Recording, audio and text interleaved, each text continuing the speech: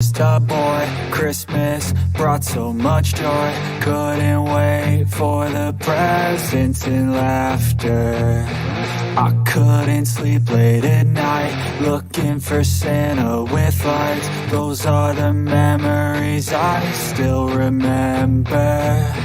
Then I became a man, lost sight of who I am.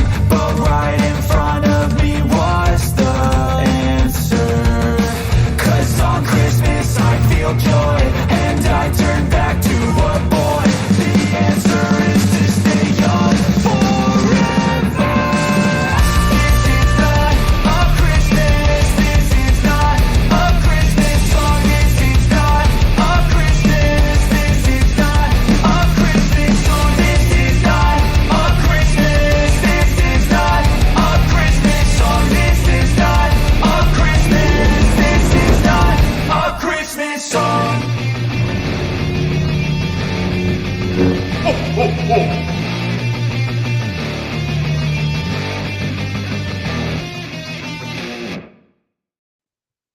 Hello, Star Wars fans. You know, today is December 1st. You can do the math. How many days do we have until Christmas? 24. 24 days until Christmas. We are in the Christmas month. It is officially Christmas month celebration season. So looking forward to the upcoming season. And if the weather doesn't stop everything, I've got a parade up in Mount Gilead, Ohio today. So this evening we'll be doing a parade if it's not raining and terrible, but we'll see. Otherwise, tomorrow morning, the season is on. Santa will be making appearances. And if you would like to get a personal visit from Santa, it doesn't matter where you live. You don't have to be in Central Ohio. You could do a virtual visit with me online using Jingle Ring. So Jingle Ring, Jingle Ring. You go to jinglering.com. You look for Santa Brian. He'll look like me. And then, then you can schedule a virtual visit with me. My calendar's on there. You can pick a time that fits for you, and we could do a visit. That'd be great. It's another great way to celebrate the holidays, is a personal visit from Santa. And I've got my friend Jason Ward with me here today. How you doing, Jason? Good. How are you? I am great. It's good times. Good times. Let me see something here. Yeah, see it, dude. I got it. What do your elven eyes see? Oh no! Look, I've got new technology, and I've been playing with the technology, and I've got you on the chat. What do you call that? Channel? Audio. I've got an audio mixer. It's got 6 channels. I've got 6 channels set up. I could do a couple more if I wanted. But Can you make like a chorus of me? Can you make and I can harmonize? I probably could. But I've got you on channel 5. No, you're on channel 6 called Chat, and you were blasting out my ear holes. So I turned it down. I turned it down so you're not. You're not killing me. Hey, we've got some friends in the chat. I see Brandon's here. He's always hanging out. I see him in your show all the time. Good to see you, Brandon. Nerd Mafia, who graduated, who was born the year I graduated high school. Just a child. Deb Young. She's in my age group. Good to see you, Deb. She also hangs out over EBN quite a bit. I'm sorry. Mama Bear over there. People love her. She's great. It's great to see you here. And real Ben Maynard. We've got Brandon. Sorry, Star Wars every time Ben Maynard shows up, I'm going to do that from now on. That's like a thing that I've worked out with them. So Star Wars Fitz. Hey, I need to catch up with you on DMs again. So let's try to catch up if we can. I got something for you. Brooke Chin. This is happy holiday season. Happy holiday season to you. Said he just stopped in to say hi. Don't know if I've seen you here before, but thank you for stopping in. So very good. And Yadi, my good friend Yadi, she's in the chat. She has given me a custom Star Wars calendar that she makes every year. this year, she said she just couldn't get it done. But good to see you here, Yachty. And hopefully we get back to Florida sometime again and are able to visit. So, hey, I think I got all the things, done that I'm supposed to do. Look there, I got the things going above my head. You're supposed to like and subscribe and chat. That's what YouTubers do, Is You Chucky say, back hey, you there? need to support my channel. Is Chucky back there?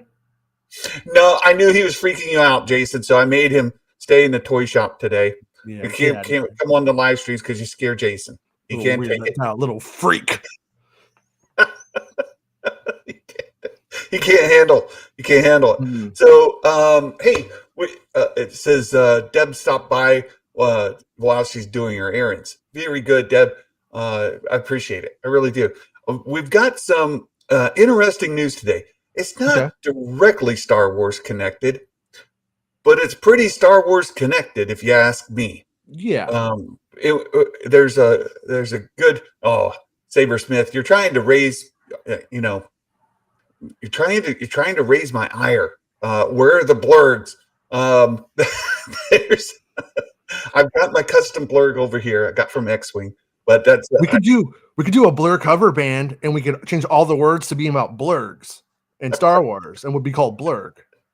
we could do that. We could. But Bob Iger had a call with Disney employees recently, like a day or so ago. Chris Breezy, hey, good to see you, Chris.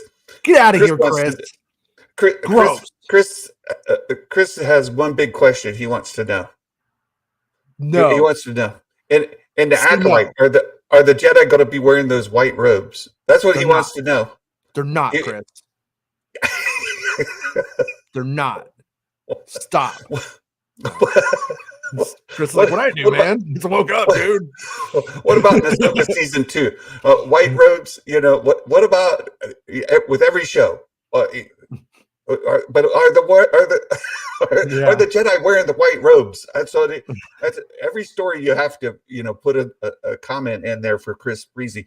Last I checked, they're still not wearing the white robes. Yeah. They are all wearing pink panties, though. I don't know why. So Bob Iger had this call with his employees, and there's some interesting comments in here. And I've got two stories I want to share. The first comes to us from CNBC, and I shared this with you right before the show, Jason. There's another one too. But I've been following this idiot's tour on every single thing. It's been funny. It's been a funny Bob Iger couple of months, but the last week has been Bob Iger lost touch. He's just out there. I want to get the CNN article first. Anybody that accuses me of being too right wing, I love to go to left wing sources. CNN, CNBC. Well, when left wing sources. When a CEO is just saying something, it really the quote is all that matters. And that's all I wanted. There's no angle to it. I mean, right. Well, hopefully. I have been laughing though that because the actual things about Bob Iger have all been looked at through a political lens of Coke or Pepsi, right or left. Sure. And it's absolutely 100%. The only way to understand him is capitalism. That's it on what he's generally been saying. That's it. You gotta love capitalism. I mean, it's the best. But according to Santa, the elves know. I mean, I don't know because we don't really have any trade with Santa. He just brings this stuff for free. Sounds like a socialist pig to me. I didn't work for anything from Santa, I'll tell you that much. It was just a handout from the North Pole government. No, it comes with strings. I have to you got to be a good boy or a good girl. Right. Okay, fair enough. I'll be a good girl, Santa. I'll be a good girl. Sorry. Sorry, go on. Says they're talking about reshaping the company for the future, and there's I kind of go through a lot of their just text to get to the actual quotes. Like, what's he saying? I don't care what you have to say about what he's saying. I want to get what he's actually saying, and he says, I knew there were a myriad of challenges I would face coming back. I won't say it was easy, but I've never second guessed the decision to come back, and being back still feels great. Earlier, it said that he hadn't planned on coming back. It wasn't in his goal to come back, but given the opportunity, he's happy to do so. And that is, of course, a huge lie. He hung around for a really long time. He did sabotage. I mean, Chapek is an idiot. I don't care if I'm glad Chapek's gone. We're better off without it. But he put Chapek in there and then just sat there and had a war with him. That's literally what happened. You know what I mean? He just sat there and managing from the back seat, like so the backseat driver. Right? Yeah, he did not lay down. Yeah, he did. He played his loyalties, and yeah, Chapek, even if he had been okay, was not going to succeed with Iger's game. It's weird. Well, but that's that weird sociopathic CEO nature that these men have.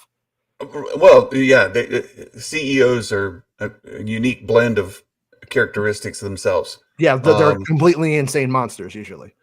And if you remember, there was some time where there was speculation about them selling off some assets, and they keep calling it linear assets, right? Mm-hmm. You keep seeing this term linear assets used. Yeah. I'm not exactly sure what they mean by linear, but assets, I understand. So they've got like ABC and Lucasfilm and Marvel. No. Lucasfilm and Marvel, those aren't the linear assets. This is like what are linear assets? They own a TV network. They own now they're about to buy Comcast. Comcast would buy out Comcast, and then they're gonna Hulu. they're gonna actually. I think they're gonna actually like buy Comcast for $8 billion or some shit like that. Sorry, something like that. Yeah, I think I heard that they were buying out Hulu. Yeah. Okay. Well, if they did buy it, that would be a linear one. That's not Mickey Mouse. They're not selling off Tron. They're not selling off their IPs. They're selling off just these other distribution models. And a few years ago, everybody was like, "Oh yeah, that's what's going to happen. That stuff's all worthless." And then David Zaslav came in and said, "Oh no, the old cable model works. We just need to apply it to everything and bend the whole industry to our will. And when we do that, we'll be back to making our old money." And then that's what led to the strikes. It's what led to things, all of the strife in the last couple of years. But that's what they're doing. They're trying to find a way to make us pay what we used to pay for cable, but for streaming, piecemealed up in a bunch of various services. And but with that, that's what the streaming model became. However, those TV, cable, that kind of stuff like that, that's still valuable, and they're not letting it go. They're not. So you've got like Disney XD, and you've got ABC, you've got different cable networks, television networks. In particular for Iger and Disney, it's ABC that they're got some rumor sometime back that it was on the market. They were sniffing for buyers, and he has addressed that by saying, "No, we're not going to do that." All of that is linked to the same things where the financial blogs go, "Oh, Apple's going to buy it. I don't have a source on it. I just think so." And then somebody cites that, and then eventually the story is, as it is not cited from the primary source, Disney is being bought out by Apple, and it's not. Right. Like that. It's the same game. It's the slow news game. Yeah. Day kind of game. Yeah. It kind of recycles. From memory on the Hulu thing, I think they're buying Comcast. So they're 1/3 stake in it, and then they would like own all of Hulu is the plan. And then when that happens, they're going to merge Disney Plus and Hulu, I think. Yeah. That's the plan. That's the plan. They're supposed to buy out. Comcast owns 1/3 of Hulu. They're supposed to buy out that third from Comcast. Yeah. So that they have 100% equity in Hulu, and then they can do with it as they please. And the news has been they plan to integrate it into the single platform that is Disney Plus. Yeah. And then whether it be an add-on tab in your, across the top, or how you'll access it within there, or if it's still going to retain its identity as Hulu within there, or if it'll be... No, it's going to be just like it is for the Europeans. That's what they'll do. Where it's stars. You know what I mean? Where you go into the app and then there's just, it's just all there. Yeah, if you're in Canada, even if I log into my Canadian VPN here, You're a traitor. You're a traitor. Are you serious right now? Are you telling me right now you watch Canadian Disney Plus? What? It happened sort of by accident one time. I was working and then my daughter couldn't find a show on Disney Plus. Dad, I can't find it. And I'm like, fine. And I brought my browser up and I was, Disney Plus. And then I was like, whoa, there's this stars thing over there. So yeah, I've got it's another tab. Like you've got Pixar, Star Wars, Marvel, and then it's next to that. So anyway, there's that. So the idea was, well, maybe he's going to sell ABC. He says, no, not going to do that. Not going to do that. Honestly, all of this stuff isn't the interesting Iger stuff of the week. Oh, we'll get there. We will get there. It's all this is like the most lame Iger stuff of the week, for the record. This guy's been going off. He's all over the place. You're wanting your dessert first. I'm saying you got to eat your salad first. Again, right. Yeah. That's fair. Calm down. You're right. You're right. So he said, we've discovered our linear channels are deeply embedded in our streaming strategy. They want to watch live shows, sports, live events.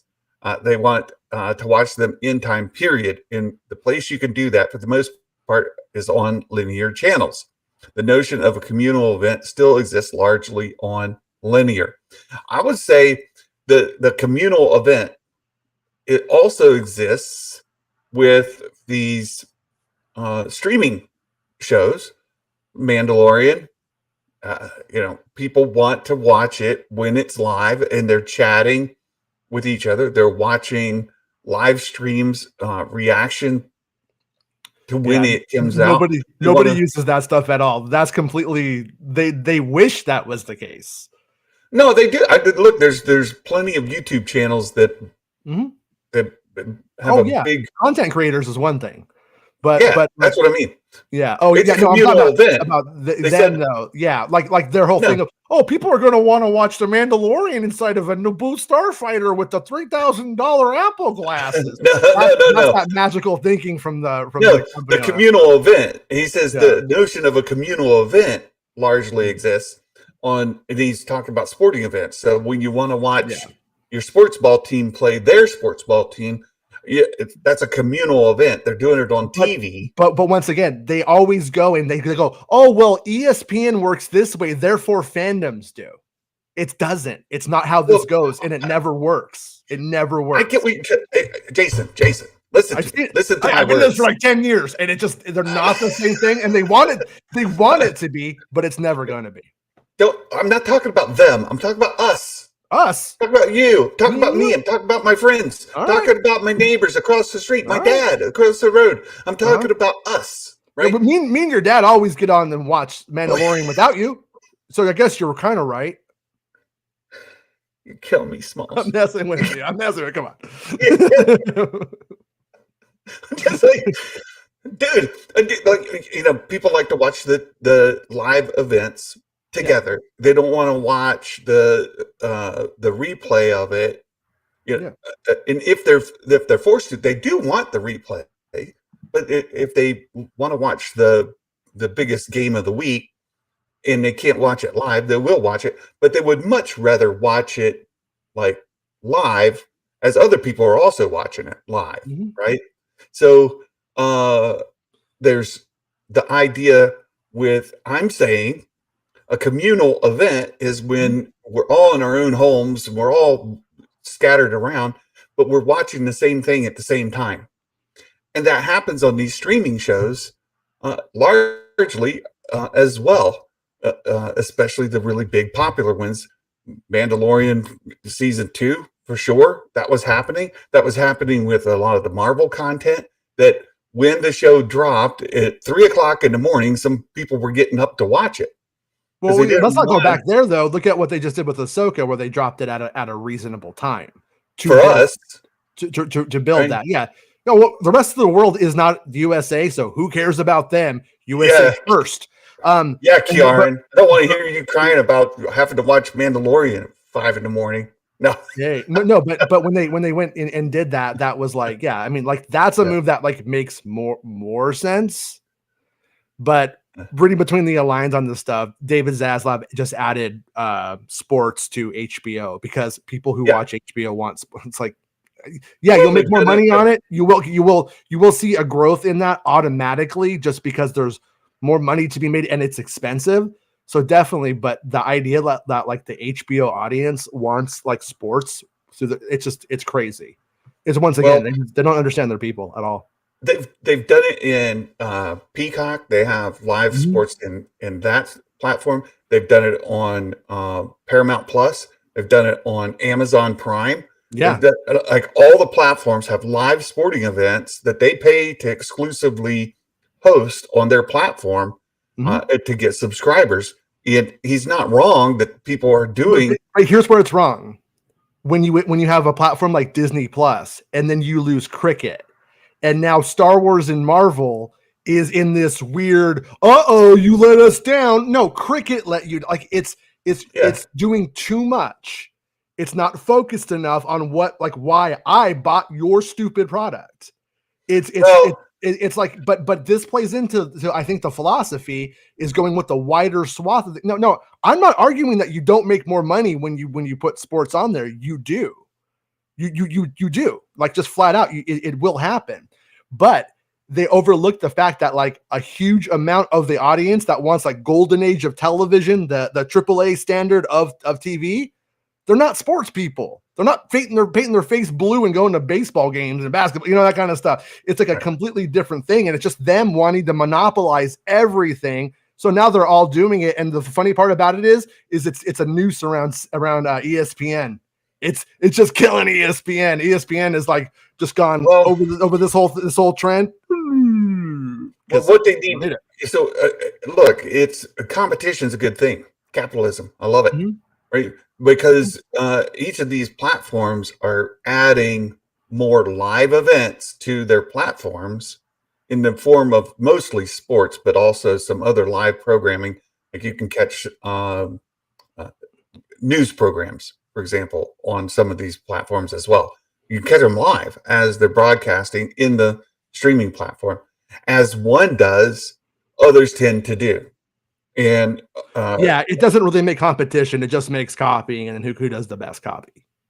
that's what in entertainment, to some degree, in entertainment especially, it does. Again, but what they're doing is they're pulling it's another incentive for folks to subscribe to their platform, especially when the content is exclusive to your platform. You can't watch it on the ABC. You have to watch it on the ESPN. You can't watch it on the NBC. You have to watch it on the Peacock. It forces people who want to like Bestman content. But Bestman was telling me if he wanted to watch his like football stuff, like across with how everything is separated, I think I could be wrong, but I think he says like 170 pounds a year. Because you have to like get this service and you have to have that service, and they only do like and anybody who thinks this is actually better for them is high. It's crazy. That's crazy. It's not. It's actually not better for the consumer at all. This is bad. Mike asked the question, the burning question: who wins, Alabama or Georgia? I actually have some spoilers on that. Alabama was too busy kissing its sister to show up, so Georgia wins. I need Georgia to win because Ohio State lost to the evil team from up north, the cheaters from up north, and we lost that game. So we dropped from number 2 in the country to number 6, and we need to be up to number 4. If Georgia loses, that's not going to bump us ahead of Georgia. It could bump Alabama ahead of us. So I don't need Alabama to win. I need Alabama to lose. I'm pulling for Georgia to win. They're the ones that need to win just to keep us alive. Still not going to happen, but that's what I need to keep us alive. So you keep distracting me because you're going on tangents. I'm trying to get to the really cool stuff. I don't think you are because you're not even in the right article right now. I've got the other article on the other tab. That's the good one. I know it's the good one. It's the one people want to talk about. There's a lot of just from this article, right? The rumors of selling ESPN, selling ABC, those things are not true. He is not interested in doing that. And nobody ever believed that. That's a distraction. That's just corporate deflecting, throwing it up about that instead of the other stuff. I get it.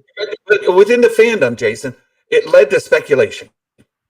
Oh, the fandom's a bunch of idiots. Sorry, I love you guys, but Star Wars fans are the most dumb people I've ever met in my life. They can't think for themselves at all. That's why they need to listen to us, and we're dumb. So here's the thing: is it led a lot of the fandom, a particular segment of the fandom, to speculate. Oh, if and I want to get this other quote because there was another quote in here that he made about being difficult times. Where was it? Well, here he says difficult. My $29 million bonus that I'm going to give myself for failing is just not the 30 million I was hoping for, and it looks like now I don't get to get that cute little miniature horse. You know, those little weird horses. I'm not going to get one this year. Next quarter. You're terrible. You're terrible. You're trying to make me crazy, but it's okay. It's okay. Yeah, well, no, I mean, like, have you seen how the guy's been going and throwing like the Marvel's director under the bus, and then acting like, oh no, the director went rogue. Like that's some fandom menace level, like Cameron Pasha made up BS. Like that's him literally being that like insane. I know exactly what their little peepers do on these projects, and they don't go, oh, we don't know what's. No, they're sitting there all day on the set, executive, just watching what they're doing, micromanaging stuff and reporting. No, shush. Yes. You shush. No, I'm telling you, this is literally been the last year of Star Wars. Iger isn't on the set of Mandalorian. Not Iger. Over top. Okay, calm down. No. This is literally a scoop that I don't remember if I had it or Bespin had it. Maybe let's just say Bespin had it, just to be fair. I don't know. And it was like they were adding Disney executives on the sets of Mando 3 and on Skeleton Crew all the time. And the culture there was drastically changing. Remember when we were reporting how bad the environment was? Yeah, and that was across the board. That wasn't just Star Wars. Oh, okay. And so the idea that we didn't know what like number one, we live in a weird fan space where Kathleen Kennedy, like Dave Filoni farts and Kathleen Kennedy's somehow responsible. But Kevin Feige goes and then hires people to write stuff. They do stuff behind his back. This director's making a separate movie that they didn't want. The movie didn't fail for anything that the director did. I haven't even seen the movie, and I won't see it. I'm not interested in it. I won't. It looks like crap to me, and it doesn't matter. They could have directed it. Steven Spielberg could have directed that, and I still wouldn't wanted to see it. But they are literally just moving away the blame on all of this stuff, acting like they didn't know.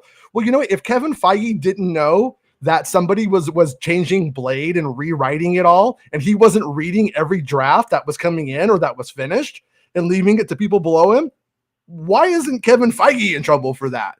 If the director's going and they're not looking at dailies, they couldn't make Solo a Star Wars story with the Lego guys because they wanted more coverage because they were watching the dailies daily. That's why they're called dailies. And somehow the Marvels got made different.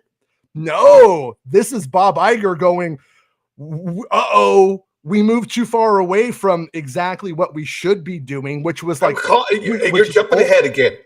But we're not done with our veggies yet, Jason. Oh my God, we're 30 minutes into the veggies, Santa. It's killing me. You won't let me get through it. All right. Hey, go ahead, man. I'm just chilling here. I know what you're dying to get to. We will. Iger said, I've been through some difficult times and faced a lot of adversity as a company. And I know that each time we get through it, saying that we're going through a hard time. We're going through a hard time. And we mentioned how many L's Disney has taken in a row, like over this past year or two. In all these projects where they spent more money than they've made. You got to turn that around. And some people use that as speculation that they need to sell off ABC. They need to sell off ESPN. Maybe they'll sell off Lucasfilm and we can get a fan nerd. The Saudis already bought it. Why are you saying this? We heard this a year ago, right? The Saudis. A fan nerd who lives in Canada to buy it. Maybe we could get that dude to buy it, right? Mm-hmm. That's what some of this fandom is saying. And none of that was ever going to happen. And what's nice is in this story, you get the confirmation. They're not selling any of that thing, right? No. They're not selling any of it. Not the linear companies, certainly not the IPs. None of it's for sale. And they're going to stay on the books, which leads us to the other story. Not everything has been making money, right? And they've got to turn that around to make money. And we've talked about how maybe they can make the money. One way is by spending less money. The idea that you can make the Jones movie should cost $300 million, right? The idea that you can make $1 billion at the box office with every movie you make is insane. Yeah, we've only had like what, Mario and Barbie and maybe Oppenheimer on the cusp. If it hasn't done it yet, I don't remember if it has, but yeah, 3 movies did it this year, I think.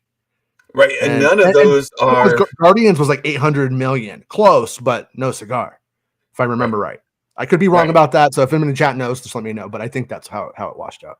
And all these sequels, prequels, and franchise stories that they keep producing, just because your end game made all the money doesn't mean that your next Marvel movie is going to do the same end game money, right? There's a reason that one made it what it did. The Force Awakens made a ton of money, and then even Last Jedi and Return or The Rise of Skywalker made plenty of money. Now they didn't make as much as their predecessors, and Rogue One go down that whole thing, but they all made money. Mm-hmm. They made plenty of money, but we've seen this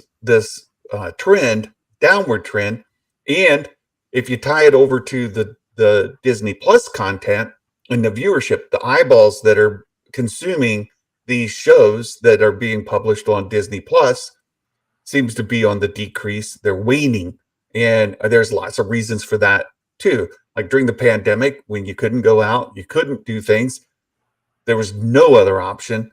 Of course, the watch from home platforms increased, and now post that period, it's been waning along the way. But he says, look, there's another problem we have. The problem we have is on the content itself. And this is the discussion maybe to have here, where we've got some good pull quotes from here, right? First one is, creators lost sight of what their number one objective need to be. It says, we have to entertain first. It's not about messages.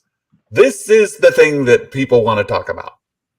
Mm-hmm. The messaging in the shows, the messaging in the movies, and that the messaging has trumped the storytelling.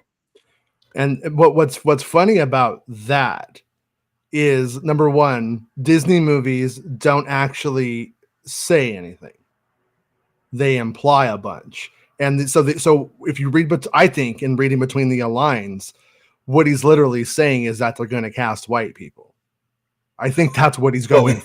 I think that's what because when you get down to it, like when you see most of the stuff, it doesn't like, oh, they're not sacrificing their story they're going with these like checkboxy things, and they're using the checkboxy things as marketing. You know what I'm saying? Like they cater towards the vocal people on Twitter. And then, and then look at what we've done. Look how diverse we are. And they're selling diversity. They're not selling the like story. And when you watch the stories, I mean, if I was looking for something that had a message through Disney that was like that, I don't see it when they do it. So messaging, I think, is more implication. Yeah, look, the message that Disney has had, especially in the animation, is when you wish upon a star, makes no difference who you are, right? Mm-hmm. Your dreams can come true, and it's all this fantasy dreams, your aspirations, the things that you dream about. But if you just dream hard enough, and yes, you can do it. The poor kid gets to become the prince, and the princess survives, and all the things, right? That's the classic Disney stories. And the messaging when you go to the parks and you watch the shows, all of those things is overwhelming, right? Those are the overwhelming messaging. What they've tried to pivot to with some of these shows, and we talked about it a little bit briefly on Discord, is that the audience for comic books, the audience for superheroes, the audience for the Star Wars, the audience for these franchises has largely been male, in particular, white male. And so what they've tried to do, and what a lot of people focus on, is they try to cast not white male in all the shows, right? In all the shows, in all the roles, in all the things. And the complaint from some is, well, then the white male is the guy who is the doofus, he's the foil, he's the bad guy, he's irredeemable, all of those things. All of that is side noise when you get back to, are they telling the story? It doesn't matter if it's the brown girl or it's the tan boy or the whatever. It doesn't matter. What matters is the story compelling? Are the characters compelling? I went to a presentation at D23, and all they did was pat themselves on the back for casting Native Americans, and the show looked terrible. It did. It looked terrible because that's all that they were doing. And then when you see like what they're doing with the show now, it looks good. The show looks great. It looks fantastic. They were selling, because when you get down to it, like in the United States, about citizen wise, I'm going to say it's about 70% are white. So why has Disney started selling diversity? Well, when you really get down to it, white people like buying diversity, but they went too far with it. And they started getting a little bit checkboxy, and they started like replacing that with actual features in a film and something to like sell with it. And like, for instance, the Marvels, I don't know if it's a good movie or not. I haven't seen it, admittedly. But when you do see the marketing for it, it looks like, uh-oh, guys, it's ladies' night. And in doing so, though, they just turn off the boys. I try to get my kids, because I like to go to the movies with my kids, even if I don't care about the movie. And I was like, hey, you guys want to see that one? And both of my kids didn't want to see it. And my son's like, I don't want to see the girl superhero. He wants to see the boy super because he's a boy. He's like, that's how he sees things. It just is where he's at, you know? And it's I've heard good things about the Marvels, and I wanted to go see it. It might be great. My wife looked at the reviews because she doesn't like superhero movies to begin with. And she's just like checked out most of the time. I get she's it. Like, on that. She doesn't want to go unless it's going to be good. And so she goes and reads the reviews from the things she likes to read. Yeah. And she said, that's a terrible movie. I don't want to go see it. So if you can't attract if what they're trying to do is attract the not white male, right? To add to your franchise, because the world's a bigger place than just white males, right? So if you want to try to grow your audience, especially in some of these other demographics, and you want to do that by casting representative characters, then it has to be a compelling story with compelling characters that people want to go watch, just with no matter at all to who the characters are. And that's the flaw, and that's what Bob Iger is saying. Like, they've lost focus on telling good stories. The storytelling has to be So, foremost. but Bob Iger is saying the creatives did it. It's their fault. It isn't us. It's their fault. Oh, Me, yeah, the guy who hired the diversity coordinator and said, all of you need to do what the boss here says. yeah, I yeah, didn't do that. Neither did we. They did that because they're stupid. yeah, What's like? I yeah. mean, he's a jerk. I got you. I You know got what I you. mean? Like Yeah, that like that's move. passing the buck, right? I It's didn't do passing the it. He buck. did it. Yeah. Yeah, yeah. Sorry, Bobby I, what are you responsible for in this? Because all I've seen for the past 2 weeks is you say, it wasn't my fault. I wasn't even here. I was retired. And you weren't, you were there. And then you've been there for the whole time. We're barely seeing the fruits of Chapek's era. And the other thing to remember too is everybody's gonna be like, well, no, that's here's the big trick. This is where it's gonna work on dumb people. Is he's saying this now, so they're like, well, it's fixed. That's good. Bobby I fixed it. And then, but you know how long it's gonna be? It's gonna be like 2 years, 3 years until we see any of these changes coming into down the pipeline. Well, there's None of some it's other changes there. here. Yeah, Yeah, we need some of this we need to talk about because you're right. But Nerd Mafia sent us a $5 super chat. Thank you for that, my friend. Thank you. He says, speaking of making money, here's a little sprinkle. We appreciate sprinkles. Jason sprinkles all the time. He can't help it. It's incontinence. Quit making fun of him. You know, you can't help it. No. He said, how about a Chewbacca impression? Ready? Yes! There you go. There you go. Clip it. You can use that. You don't have to pay for it. And just so you guys know, that wasn't the real Chewbacca. That was just a keychain. That's fake. Well, obviously, because he didn't have hands.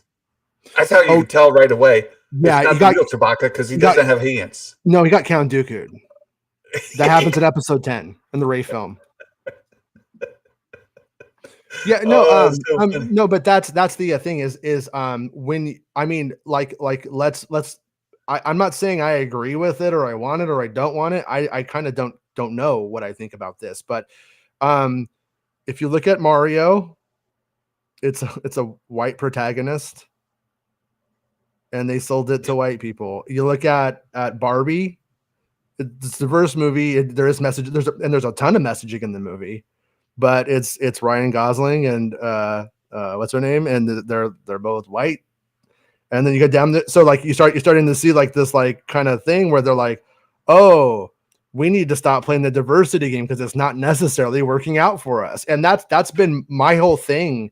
Is I don't believe that Disney is a soulful corporation who cares about our best interests. They were selling diversity because it was selling for the last decade. They hadn't gotten too far. People hadn't wised up to there's times when it's like sincere.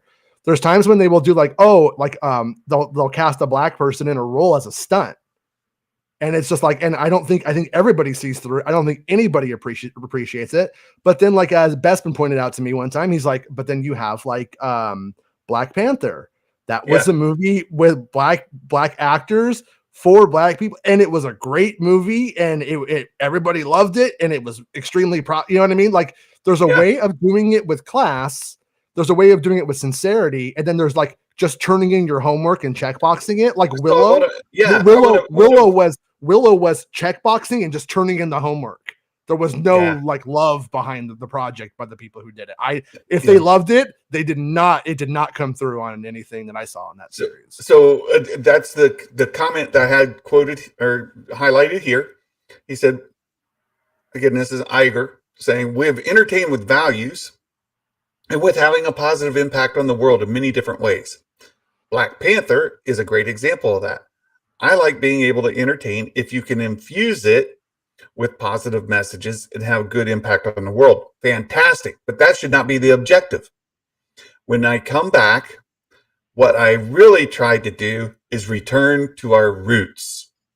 Now, what does that mean for Disney? Returning to your roots. It doesn't mean anything at all. It's just, I think it's just BS personally. $5 super chat from Roland New. Thank you for that. Another sprinkle. Appreciate that so much, Roland. Thank you. And then my friend rolling on a river. Sorry, Roland. Yeah.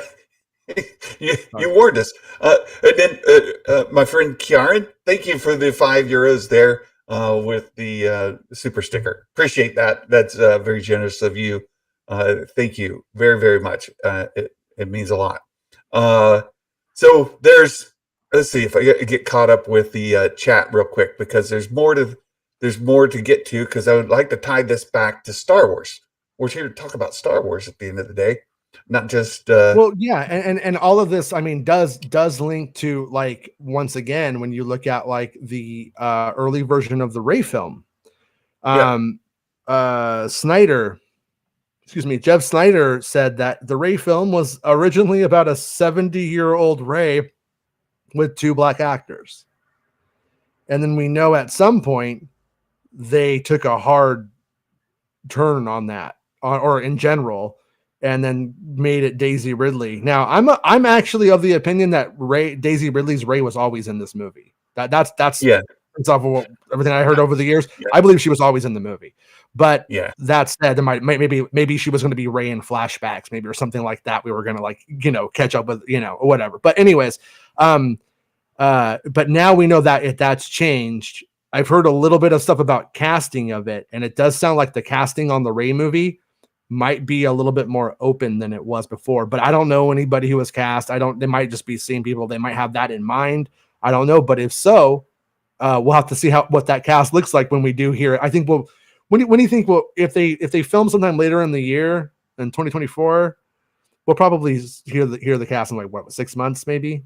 Is that too late? You think? Probably about 6 months, I think. I would think so. I think I've had the timelines in my brains moved around so many times during the strike era that right now I'm just like, with all of it. Well, I think there's a couple things, and I want to get to this too, because there's more in here that ties directly to what we're talking about. Let me get through this, and then I can close it, and you and I can talk. It says, I've worked hard since I got back to remind creative community, who are our partners and our employees, that's the objective, like to return back to the roots and storytelling first. The checkboxing, the other stuff, don't let that lead, right? So he's really pushing, I need stories, really good stories. So I don't really want to tolerate the opposite. Keep going. There's another comment I missed it. Where was it? It was in the other article, because you were hazing me, and I passed it over. There was another comment in the other article that said essentially, we're going to. I quoted it out earlier. Well, that's why I said you could close it, because you quoted it out. So I was like, in our chat. Well, they haven't seen it. Right? It says, creator. No. He recently pushed to improve quality Disney films. He's cutting back on the number of movies Disney makes to focus on making better films. All right. So that being said, if he's cutting back on the number of films, is that going to cut back on the number of Star Wars films? And if it does, which ones might be impacted by that? Well, hold on a second. I don't think that's actually what that means. I think what it ends up happening is, like, for instance, just to use the old, like, thing, like, everybody wants Daredevil, okay, and then so instead of going right to Daredevil, they're like, no, we'll start with Echo, we'll move through Echo, then we'll get to like it's taking the long way on maximizing every opportunity to get to the thing, and then you end up with all this stuff, and then it's like it's kind of mediocre, or maybe it's good, maybe it's not, but whatever, it's a bunch of stuff to get to the thing. I think so. I think what that means is, as opposed to, like, starting with the earliest place, we could start it with the Jar Jar Binks prequel film. They're just going to start right at the young Palpatine story, for instance, if that was like one of the films, something like that. I think it means not milking it as hard. Well, so you were mentioning the Rey film, and I wanted to bring that up, because if they're going to focus on the storytelling, they're going to maybe cut back on the movies, and rather than talking about the 5 movies we have in the pipeline, we focus on the Rey movie, just today, for example, because they've announced Daisy Ridley. They brought her out on stage at Celebration, and there's other casting news that I've heard rumblings about, but nothing substantial yet.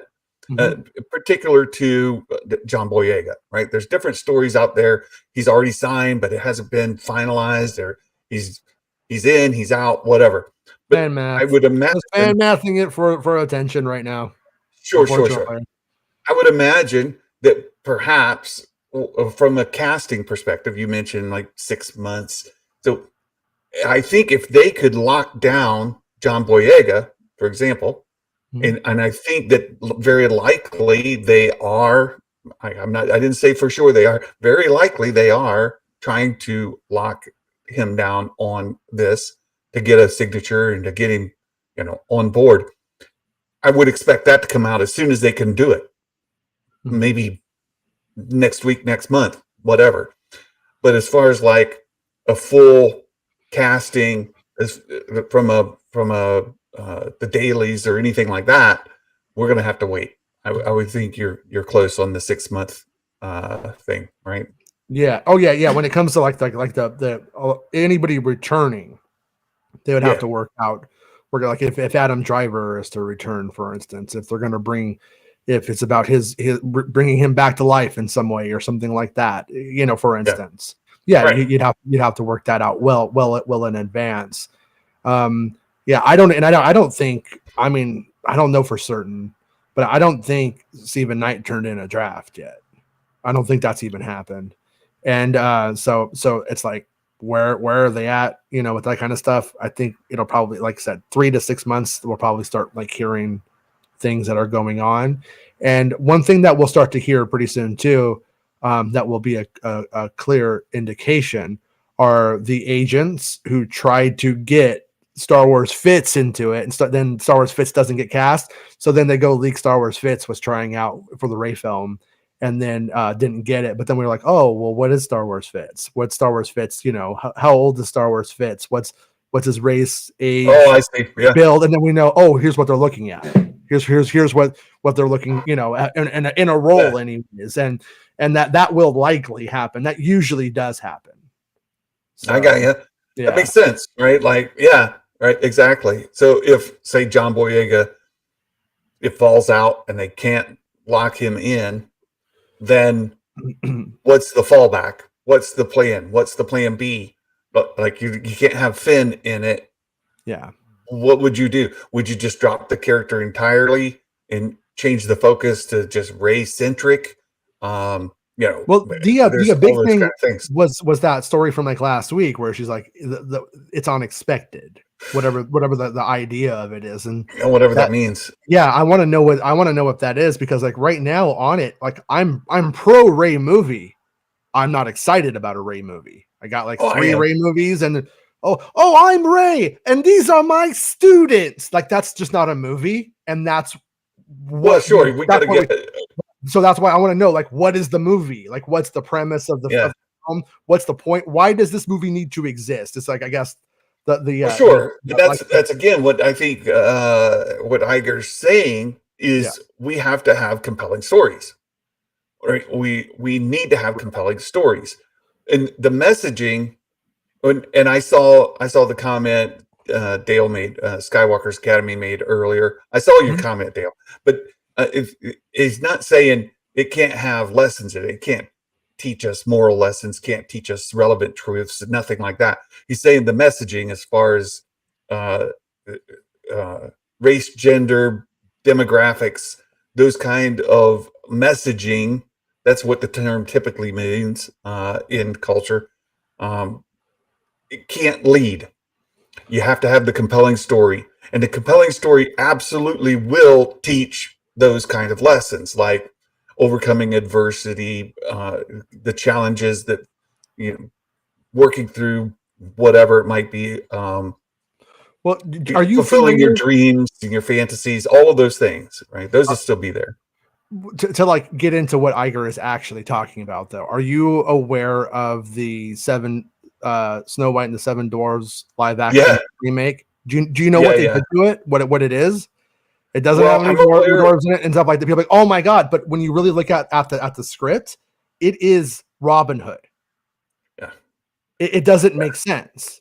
It like Yeah. literally, it doesn't make sense. It was they like in that one, the messaging was that they wanted to show like how hardcore they were, and they wanted to sell this message about revolution, and they wanted to sell like all these ideas, and they lost the thread in doing so. They and like that's one where that movie, I don't know, I'm not really for the idea like of what Zaslav did with Batgirl, but on that one, I'm like, that one probably should just get thrown in the trash and start it over. Like you should just fix the whole thing, or just shelve it and take the tax break on it. Because I guarantee you, there's no one who says, "I want to see Snow White and the Seven Dwarves without the dwarves," and she's now some kind of like radical revolutionary, and she's Robin Hood. Like that's just it's crazy.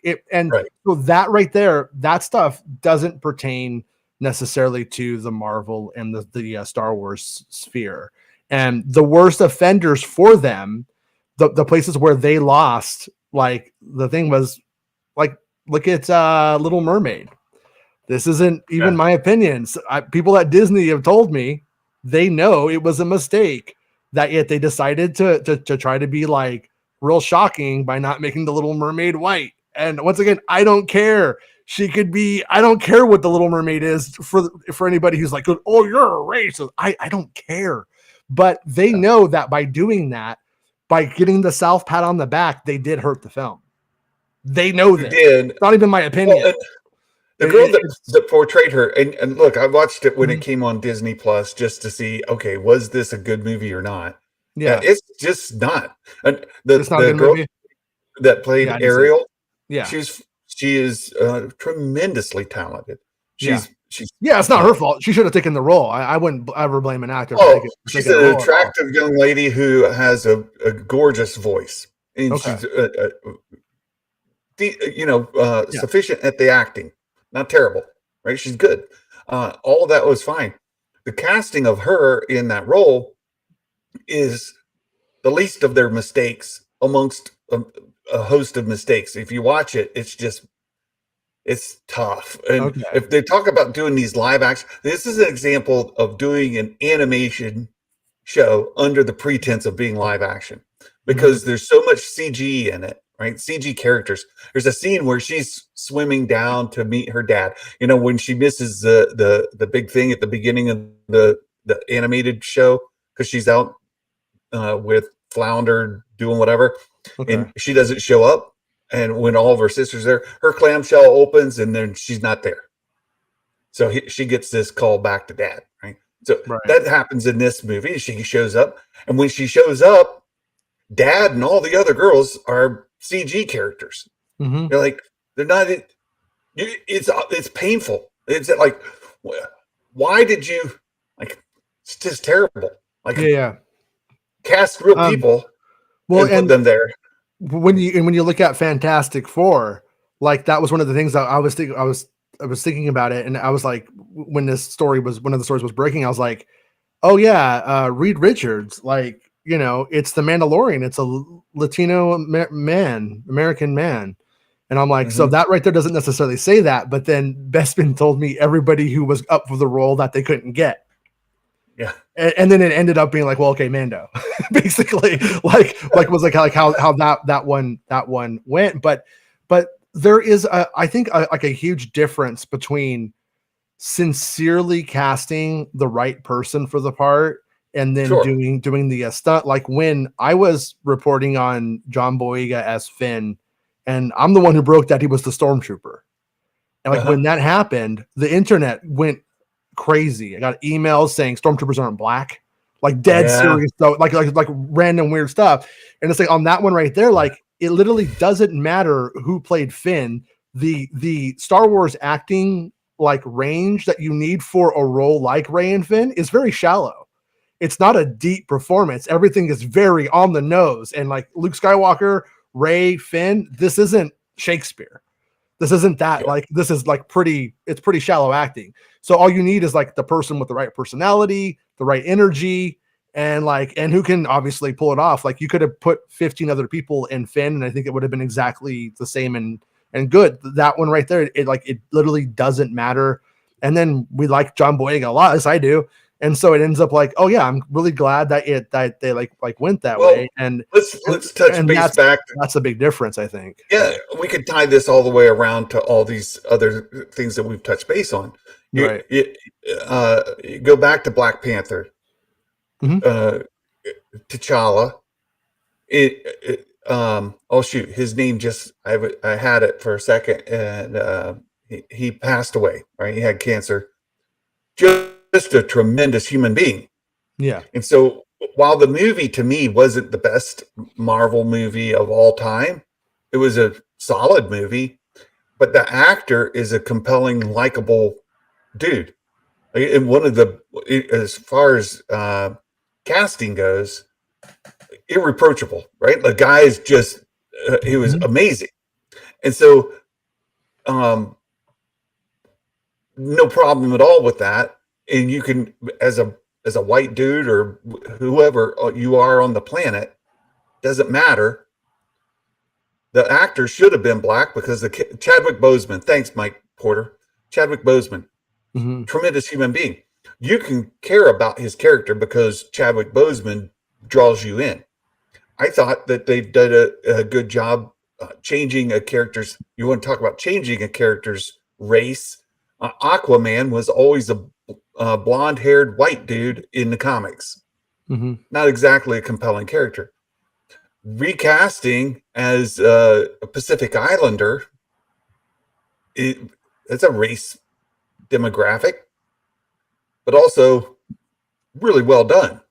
Really well done. And also, people find that guy insanely attractive, so it was really smart move on their part. Smart move. You're going to take another character like Ariel, and you cast a wonderful young lady there, but you don't have a compelling story. People don't care. So they're not going to go see it just because you cast a wonderful young lady in the role. Is the story compelling reason to go to the theater to watch it? But in that instance, like the Little Mermaid story is a Little Mermaid story, right? So when you look at it from the Disney perspective, that's already taken care of. So what's left to do? Checkbox it. That's what they did. There was no reason to do it, but they didn't sell the Little Mermaid story in the marketing. They sold the checkboxing. That's what I think this is all going to actually amount to. Personally, I think they're not going to sell the checkboxing. They're going to keep that under the surface so that way it can be checkboxed later when Twitter goes on and does their evaluation. Well, the other side of that has been when you've cast, let's go back to Ray. You cast Ray, or you come up with a brand new character, never seen the character ever before. It can be any race, any gender, any species in Star Wars, right? And when you cast a brand new character in a brand new role, but the character then isn't written well enough to elevate them to a place where fans care.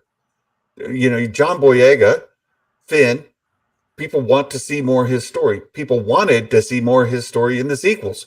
People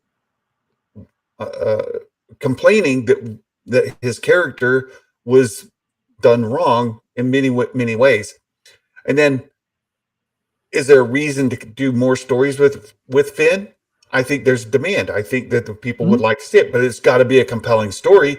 You can't just, put him in a mediocre script and expect it to do well. That's kind of where I'm at with the Ray thing, where a part of me is hoping he's not in the Ray film and that he just gets his own film. Because I feel like if they put him into the Ray film, then once again, he will just be playing second fiddle to the Ray character. And the same pattern will essentially come back around, except for this time he'll have a lightsaber and he'll be able to force push something. It would be the same. You know what I mean? Though it was like we kind of already have that. So I am hoping that they do something interesting where like Ray and Finn are separate, doing the same things on their own, and then maybe have those things meet up or something. But or it's a story about the two of them, right? And I think that maybe one thing that John Boyega would push back on is coming back without a compelling character. if he's coming back as a co-lead, that's the word I wanted. If he's coming back as a co-lead, it's not just the Ray movie. It's it's a movie that stars Ray and Finn and Ray, like whatever that is. But And that's how they got it. That's how they fooled him the first time, though. That's where if I yeah, were him, I would personally, if I were him, I would say don't do it. Stick to your guns, get your own film. And then that way, when they put you guys together, your box office, her box office will give you the power that you deserve at the box office. That's what I would do. That's actually a really good plan. If you were to have, if you want to do a trilogy, do a Ray movie, do a Finn movie, and then do the their movie tie-in movie. Yeah, right? You do the tie-in movie, and then and her were like pretty telling that it and we've known since they had like a writer's room established, and that since back in the Lindelof days of the project, there was clearly it was so big that they plan on this not just being one film or one thing. It's very clear you don't need like 8 people aboard a project if it's about one script. yeah. And so, and she's all, I don't know what the rest of it is. I don't know. And she's like, I think she was like kind of trying to like get away from that when she started kind of like going down that path. But I think it's pretty telling that if that movie makes its money, then that's going to be a series of films so the idea can't just be as shallow as Ray and her 2 pupils. You know what I mean? No. It has to be It's something. got to be a compelling. Has to be an issue. There has to be a quest. There has to be a protagonist, an antagonist. Yes. Like the things that stories have. And right now, all we know is we have a protagonist and friends. You need all the things you need, and that's what Iger is saying. Like, we need to have really compelling stories, and I agree with him on that.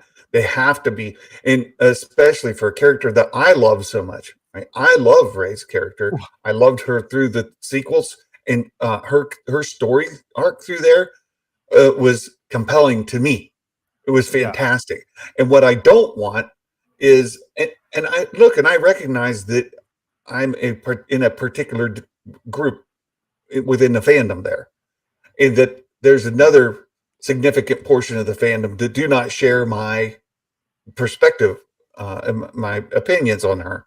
Yeah, but if you just look at blockbuster filmmaking, to say that the Star Wars sequels were inadequate to the blockbuster filmmaking genre of the last 10 years, you are just objectively wrong. It doesn't, I don't care if you like it. There's things I don't even like about some of it, but that doesn't matter. That's not the point. It's an industry argument. It's an industry discussion at that point. And no, it's pretty on par. It's pretty, and it's actually above most of it. Like, look at the DC franchise and how that's gone compared to the Star Wars one, and then say Star Wars is dead and they're gonna sell it to the Saudis. It's like, really? But DC is still owned by Warner Brothers, and that's fine. So you're touching base on another part of a long way down to go still, is what I'm trying to say. Oh yeah. And what Star Wars really needs is another blockbuster movie. That's what the franchise has traditionally been. Mm-hmm. Take out Disney Plus, take out Caravan of Courage in the holiday special, take out all that stuff. Star Wars, to the vast majority of the public population around the globe, are blockbuster movies. That's what they are. Yeah. And it was true of the original. It was true of the prequels, and also, like it or not, it's true of the sequels. Mm-hmm. What Star Wars doesn't have and hasn't had now for some time is another blockbuster movie. A blockbuster movie featuring Rey. It needs to. If your movie featuring Rey is not a blockbuster, you're going to do more damage to the. Well, that's franchise.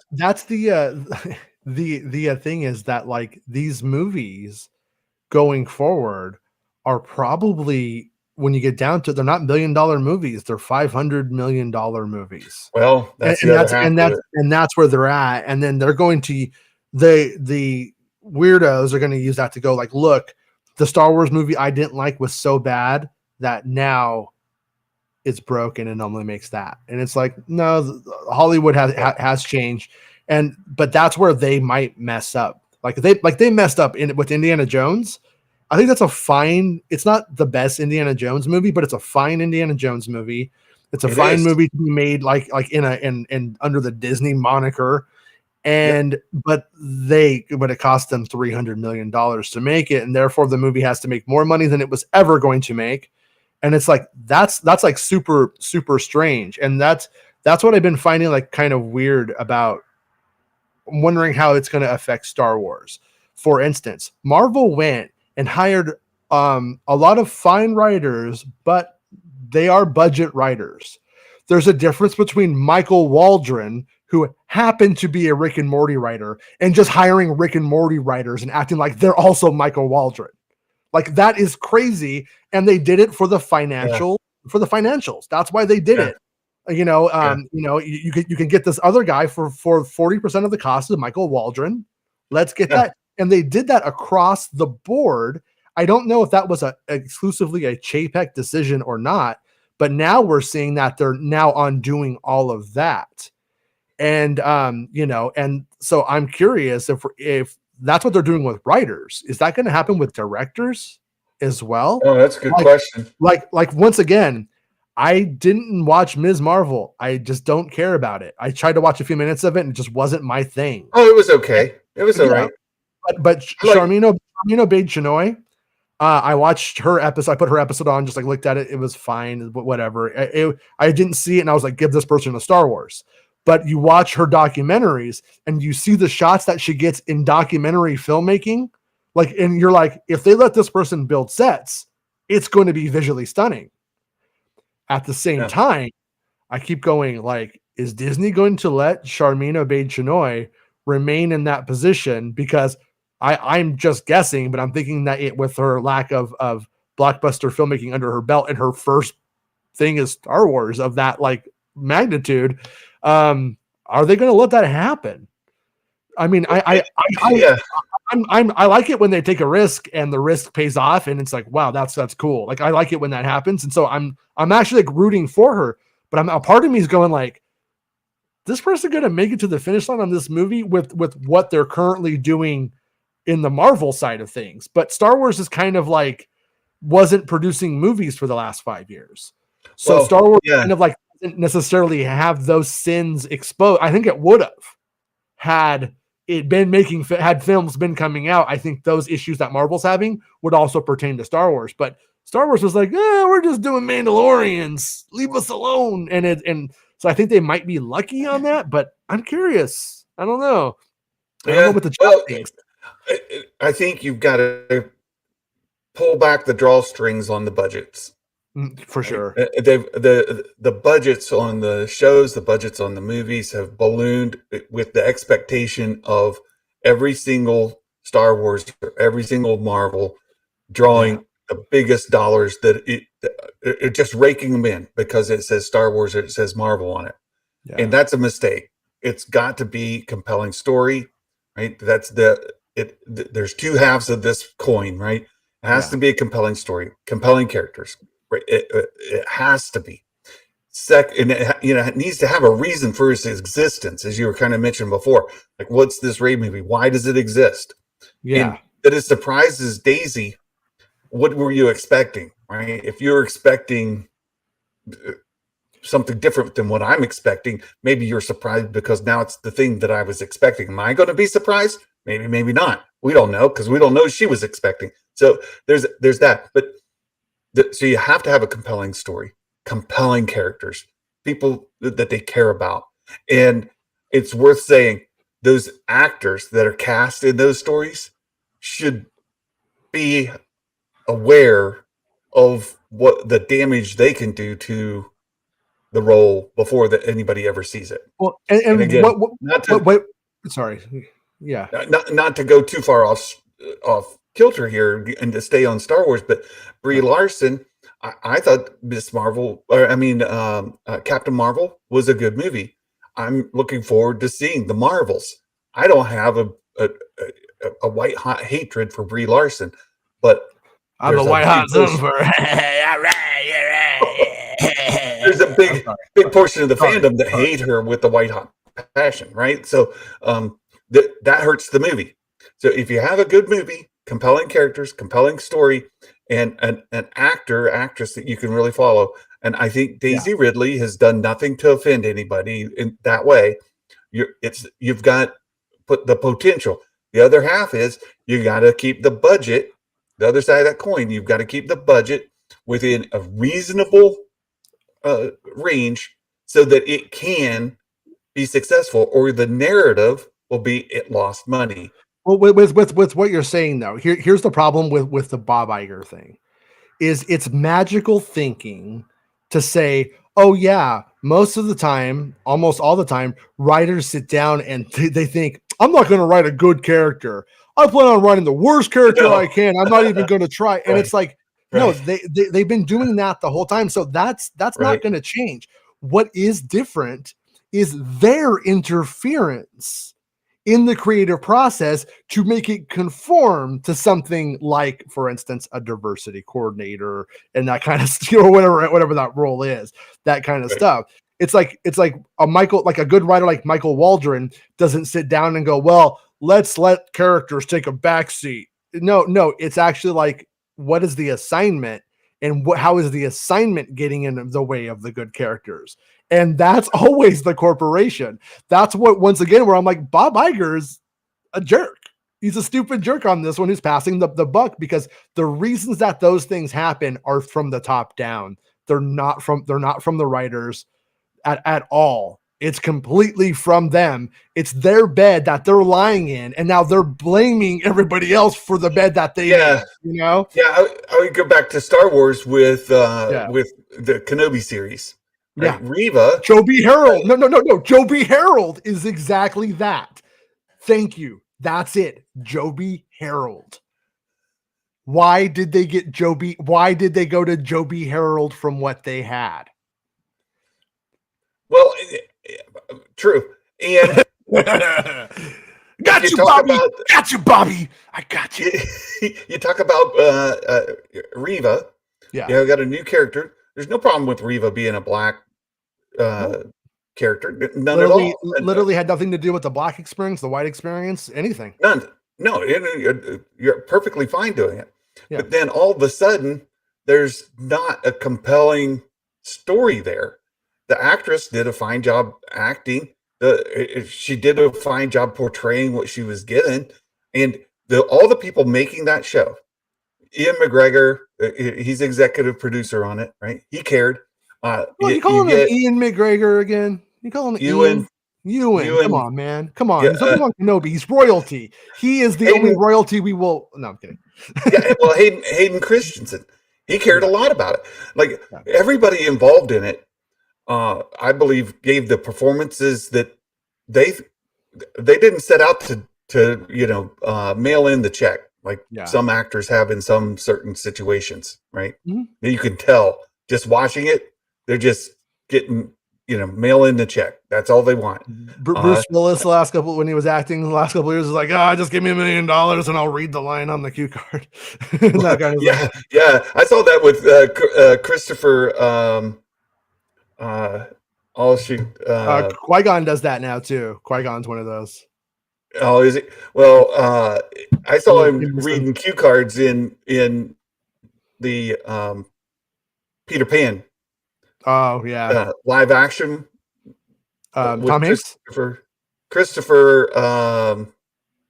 He was the Hook. What's his name? More cowbell. That guy. More cowbell. Christopher Walken. Walken. Yeah, Christopher Walken. All right. Yeah, Christopher Walken was Hook in that movie. Oh, it was a live action. Dustin Hoffman, because you're saying Hook, and I'm thinking Hook. Okay. No. He played Captain Hook in that live action one. Right? Yeah. And Christopher Walken, you can see him. He's not looking at the villain. He's not looking at Peter Pan or Wendy or whatever.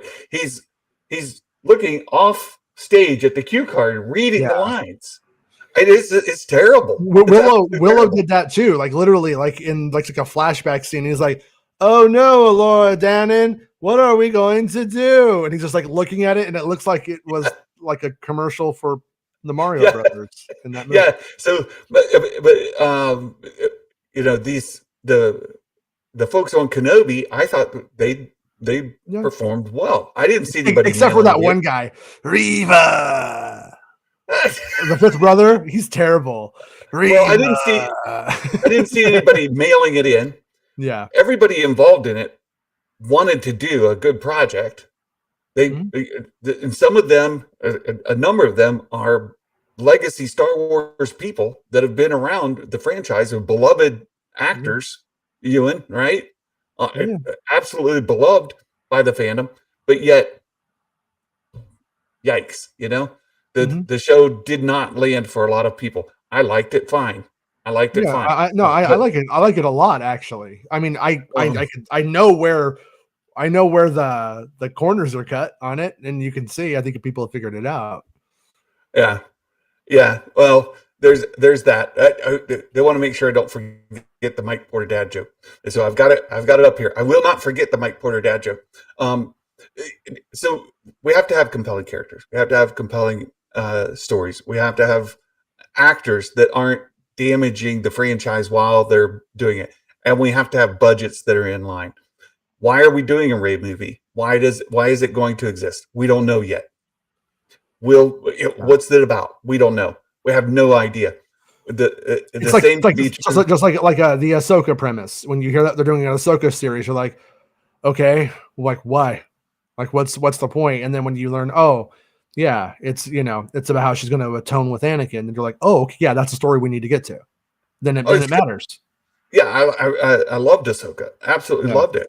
And the question, it comes out with some of the shows that are coming this next year, right? Skeleton Crew, and it's very much an Amblin-esque story that could really make us fall in love with younger characters.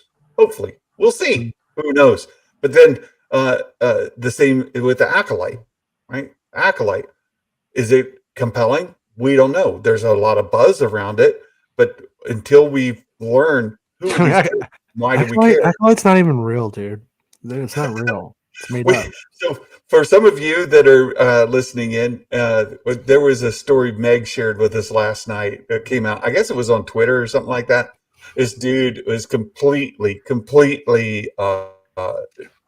devastated to learn that he had believed a fake story, that he had bought into one of Cameron stories, that the Acolyte was never done, that it was all they had was the sizzler reel of it. They didn't have a complete story in the can. That Leslie Headland had already been fired, and her access privileges not allowed on the Lucasfilm property. Right, her access privileges to the property were revoked. That it kept going and going. I read this. Meg sent it to us last night, and I was reading it. I'm like, oh my gosh! And people, I applaud the person for coming around and figuring out that they were hoodwinked, and welcome to reality. That's good. Right. It's good. It is good. It is good. Hopefully, more people come to that same realization that Cameron is a charlatan. Right. Hopefully, more people figure out that he is doing more harm to the fandoms and what he reports than the good. He's absolutely a charlatan after his own self-interest and promotion, and he's a never was. He's just an effing liar. At the end of the day, that's all that he is. He's just a guy who lies to you for super chats. And I've been holding back on saying his name on a lot of streams because I know that there are folks that believed him and were following anytime he showed up on a live stream by any of our content creators out there. They tuned in because he had some veracity, he had some authenticity, and they believed him that he had insider information. It was the appeal to authority fallacy. Somebody who hasn't worked in Hollywood for over a decade that was on one show being called, oh, he's a real Hollywood insider. And it's like, just because you have an IMDb doesn't mean anything. No. Yeah. I'm talking about Cameron Pasha. He's reported as a Hollywood producer, insider on a lot of these projects. And specifically, he was leading information about the Acolyte, that it was all this that we just said, that Leslie Headland had already been fired, her access privileges to Lucasfilm properties was revoked, that the filming was never completed, it never got funding, it never completed, and that they were trying to make do with what they could, and that at the end of the day, this was going to be written off as a loss and would never come to bear because they didn't have a show. I had those people fighting with me whenever I would do an Acolyte story or a show, telling me like, "You're crazy. It's not that they couldn't pay their taxes," and like I don't even know if he's responsible for that, but it was just like, yeah, it was literally nuts. Like I know people who worked on it for like over 8 months. Yeah, and they're like, I'm like, what do you think they're doing? Going to like a fake doom town and they just sit there and go like, oh no, we're getting paid for this. Like this is all a psyop. Like what? You know? right. But the best day ever was when he used chaos magic and he looked into the skies and used his magic and then looked into Kathleen Kennedy's office and Jon Favreau was sitting in her desk. Oh. And so even at that, I mean, like Filoni's the one who got the promotion, so right. even that was wrong. even given it like a couple years, it was still wrong. Well, and if rumors are to be believed at all, Acolyte may be getting a second season. Not only was the first season done, but it has a high probability of a second season. If I were a betting man, and you know I am, I'd say there's about a 99% chance it has a second season. They want to grow that. That's the main show. If Acolyte does fail, if Acolyte does like significantly like lower than Ahsoka, that's going to be a true failure for them. They're not. I don't know how big they think it's going to be, but that's like I keep saying, that's the flagship show of next year. That is the main offering next year. What's your main Star Wars thing? Not your favorite, not what you wish was. What is it? What's the main thing that company is pushing? And it's going to be Acolyte. Acolyte is the main thing. Yeah. And, so I'm just happy to see, and it's real. That. And I've been holding back on saying his name because I know it draws a lot of ire, and I've been flirting around it, and I'll talk about it like in DMs with Jason or Meg, and that I'm specifically talking about Cameron, but he has been a poison in this community, and he has caused so much problems because of people who believe him because of his supposed credentials and the insider information he supposedly had, and he was a source on many content creators who quoted him as a reliable source for information that it's all nonsense. And so Acolyte's coming.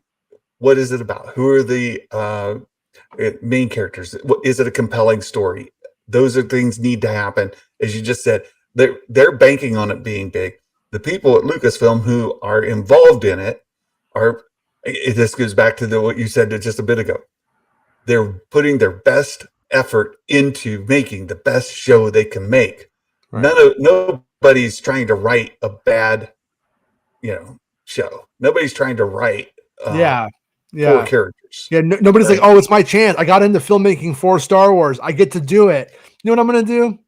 I'm not going to try that hard. I'm just going to wing it and see what happens. Right. Like, that's not how this goes usually. That's not how any of it goes. No. Mike Porter dad joke. This is actually a pretty good one. And then I see a couple other chats we'll talk about as we get ready to wrap up. It says, in a galaxy far, far away, which ship was constructed too weak to help the rebellion? Well, that would be the aluminum Falcon. Oh. Aluminum Falcon. For you weirdos, it's aluminium if you're a weirdo from another country. Or the tinfoil Falcon, but aluminum. Oh, the Cameron Pasha hat, Falcon hat. Well played, Mike Porter. Thank you for that. There's other things I want to joke about, but I'll leave it. Just where's Sheev? I I saw Sheev was going through a really tough time recently. I saw somebody ask him recently, like today or yesterday, for an update. I know he's going through a bit of a rough time. I consider Sheev to be a good friend of mine, and I haven't heard from him in quite a while. Sheev, if you're listening, somebody gets hold of you. I hope you're doing well, my friend. Reach out. Let us know how you're doing. I'll That'd be find great. you, Sheev. Good cop, bad cop. Like I'll scare him. Oh, yeah. There you go. There you go. Trying to corral him. A little sheave pin. Little Yeah. Sheev's a great guy. He is a really great guy. I hope whatever you're going through gets better, dude. Yeah. And just so folks know, my work has been extremely busy. I'm on a new project. Just prior to the stream. It's Christmas. Yeah, that's true too. But I was working on a project just before we went live. I was coding and testing code. I got to get back to that. It's a good project. I had a great time. But it's making me a Margot Robbie love bot for Christmas, and he's having to like really work out the code so it doesn't murder me. I'm cool with that either way. Thank you, Santa. So that wait a second. So it doesn't murder you? Yeah. Hey, but if it does, that's cool. As long as it's authentic. Programming change. He said not. Margot Robbie Terminator. He's doing it. Yeah. So there you have it. Well, Jason, I know we've had a good time talking about this story, with Bob Iger story. It really wasn't about Star Wars, but we managed to bring in some Star Wars speculation. All of it pertains. Along with it. All of as we see things that unfold, all of the stuff we just talked about is going to inform why those things are happening that way. And that's what makes you actually like analyze what they're doing somewhat correctly, hopefully closer to correct. Yeah. And I hope that as with the Dave Filoni news that we got last week, and then this Chapek story this week, I hope what it means for all of us as fans are better stories that we can be excited about. Oh yeah, we didn't even talk about Elon and the fact that that's going to change the whole like promotion rollout of all of this stuff too. Well, for another time, but it is that's going to drastically change what these promotions look like. A lot of that money is going to go some other places, though. Yeah, Threads is growing, and there's a reason for that. There's people are fleeing the X platform, but it's going to take a long time for it to do what it would do for Disney, what Twitter used to do for Disney, and that's what it's interesting though. It's going to be interesting, yeah. So it might mean that like when we get to Acolyte, the promotion could be a lot different since they're going to have to come up with some new strategies. Yep. There you go. All right. Well, you guys, thank you all for the super chats today. That's fantastic, you guys. Thank you. Merry Christmas to all of you. And hey, Fan Texture's here. Very good. 28 months. We've got some folks that have been with us forever. Adam, I've been able to do some virtual visits with Adam and his family. It's been fantastic. Hope to be able to do that again. Nerd Mafia is 17 months. We've got folks that have made it all the way through 2 years supporting this channel as channel members. You a made man? Are you a made man? 17 months with the Mafia? Nerd Mafia? It's good. It's good. This is all great. And you guys, I've been falling behind on getting new Patreon content out there. As soon as I can, I promise you, I'll be putting more content on Patreon exclusive, and just for $1 a month. That's all it takes. $1 a month. There's Sally over 100 videos. Man. Sally Struthers that you can do it. There's over 100 videos out there that you guys can watch that are exclusive to Patreon. So $1. That's all I'm asking. If $1 a month feeds a fat little boy like me.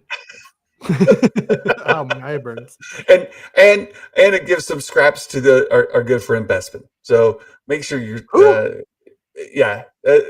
no. Thank you all so much. The super chats are amazing. And I truly appreciate it. You guys are all fantastic. So, Jason, thanks for hanging out with me today Chewbacca and lost his hands. making this Thanks, show Santa. fun. Can you give me some hands for Christmas? Maybe, please. Maybe Thank you. Chewbacca needs some hands. All Chewbacca right. hands. Bye, guys. All right. Bye-bye, everybody. Until next time, my friends. Merry Christmas, and may the force be with you always. Bye-bye.